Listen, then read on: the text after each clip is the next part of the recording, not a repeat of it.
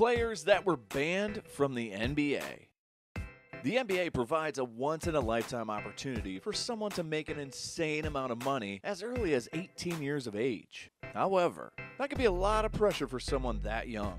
At the age that most players are entering the NBA and making millions of dollars, a majority of people are in college struggling to remember where they are when they wake up in the morning.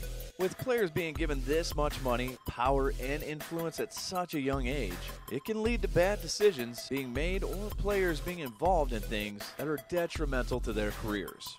Today, we'll be looking at some of the players who were banned from the league and the reasoning behind it. Before we dive into the first player that was banned from the NBA, make sure you like the video, subscribe to the channel, and turn on those notifications so you're alerted the second a new video is available. Make sure to stick around for a couple players who found themselves stuck in a real-life version of The Godfather. Richard Dumas has a drink. The first player that we'll be looking at that was banned from the NBA is Richard Dumas. Dumas is a player who has been named as a top talent by NBA Hall of Famer Charles Barkley and played against Michael Jordan in the 1993 Finals. It's incredible to think that just a few years later, Dumas would be broke, suffering from substance abuse, and divorced. In 2013, Dumas found himself in legal trouble after he was arrested for organized retail theft. This all resulting from a single drink. Richard Dumas was a second-round pick for the Phoenix Suns in the 1991 draft. Even coming into the league, it was clear that Dumas would be a troublemaker and someone that the organization would have to keep their eye on. He missed his rookie season due to a suspension he faced for violating the NBA's substance abuse policy. The next season, though, Dumas had the best season of his career. He averaged 15.8 points per game, 4.6 rebounds per game, and 1.8 steals a night. Along with this, he was named to the 1992-93 All-Rookie team. It was also in this season that Dumas and the Suns would face off against Michael Jordan and the Chicago Bulls in the 1993 NBA Finals. In an interview with Vlad TV years after his retirement, Dumas admitted that he would drink a six-pack of beer before every game. He said he had done that before every game he played since he was 15 years old. It was a safe assumption that he had to have been drunk when he admitted that he saw himself on the same level as Jordan.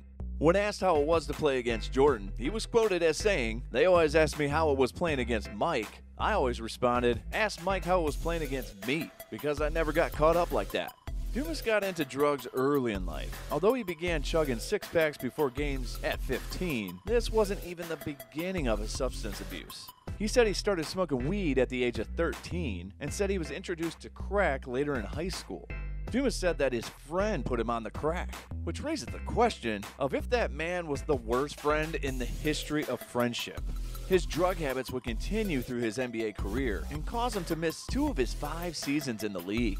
His young and promising career would end not through testing positive for weed or crack, but for being caught with alcohol in his system. This is laughable considering that he was 27 years of age at the time and within his legal rights to drink alcohol at his age. However, due to a clause in his reinstatement policy to the NBA, Dumas could not drink, and it would end up costing him his career.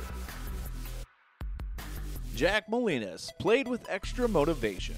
The next player that we're going to be covering in this video that was banned from the NBA is Jack Molina. Molina had a very impressive college career and a bright future in the NBA in front of him. He was an All-American player for the University of Columbia in college. He signed the largest rookie contract of all time with the Fort Wayne Pistons in 1954 for $10,000, which obviously pales in comparison to the rookie deal that #1 pick in the 2020 draft Anthony Edwards signed for. Molina would complete his rookie season in the NBA before his collegiate demons would catch up to him. In his rookie season, he made the All-Star game and looked like he'd be a bright spot for the Pistons for years to come. However, news would break that Molina was taking part in a point-shaving scheme while he was in college. Molina was not your typical college kid in the sense that he would work a fast food job or get an internship for some extra spending money. It was said he had a love for the black market and shadier things. This was paired with his 175 IQ score. This would lead him to being in cahoots with some of the shadiest people in Brooklyn during his time playing for Columbia. Molina made over $200,000 during his time in college through the point-shaving scheme, along with him betting on his own team. he would turn into the ringleader of a nationwide illegal gambling scheme that took collegiate basketball by storm. In an interview, Molina was described as a one-man collegiate corruption machine, waving cash and prostitutes in front of the NCAA's best players, and turning the burgeoning sport of basketball into a three-ring circus. Molina was quickly turning into one of the most powerful men in college basketball and recruiting more talent to take part in his scheme. All-time players like Connie Hawkins would come out as being among his ranks during the peak of his scheme. Surprisingly, Molina's life would paint him even more like a real-life Tony Montana when he began expanding his business outside of basketball.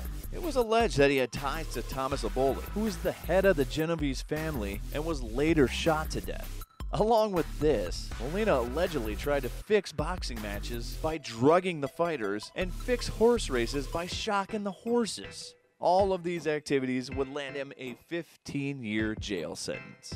After he was released, he didn't clean up his act that much. He moved to Hollywood, dated countless adult film stars, and was close friends with Wilt Chamberlain. He would later be arrested for shipping adult films. A year after this arrest, his business partner would be beaten to death. Shadily, Molina cashed in a $500,000 life insurance policy on his business partner's life after he passed. Molina lived a life that could only be replicated in movies. And although it prevented us from seeing what could have been an amazing NBA career, it did give us one of the most interesting stories that we have ever seen. Ralph Beard and Alex Groza auditioned for The Godfather. The next two players who were banned from the NBA have life stories that are more similar to The Godfather than Coach Carter. Those two players being Ralph Beard and Alex Groza. The two were teammates for the Kentucky Wildcats while in college. Both had extremely successful college careers, as well as bright beginnings to their NBA careers. While at Kentucky, the two won 2 championships together.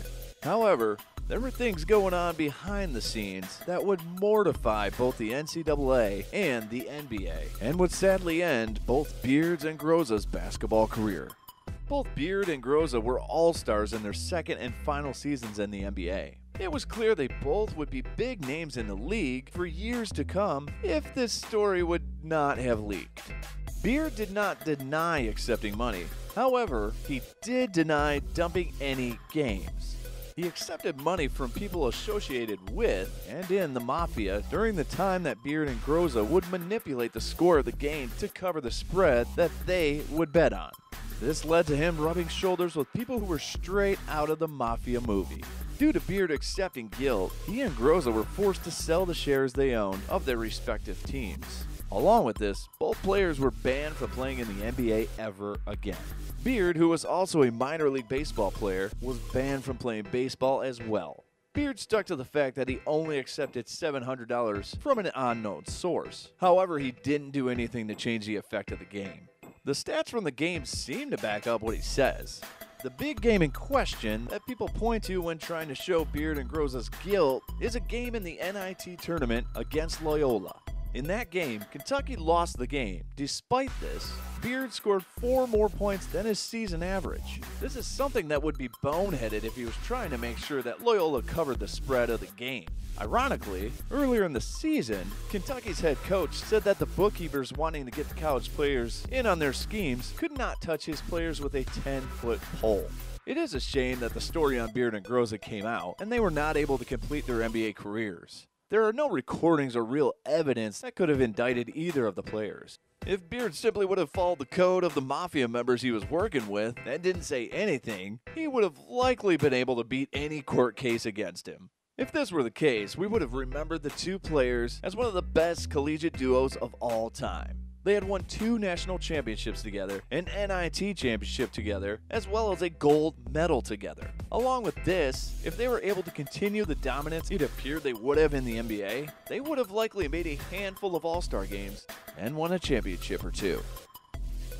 Leave a comment with some players who were banned and left off this list, and we might include them in a part 2 of this video. Make sure to like the video, subscribe to the channel, and turn on those notifications to know the second a new video is uploaded. Join us next time for more basketball content and stories, and thanks for watching.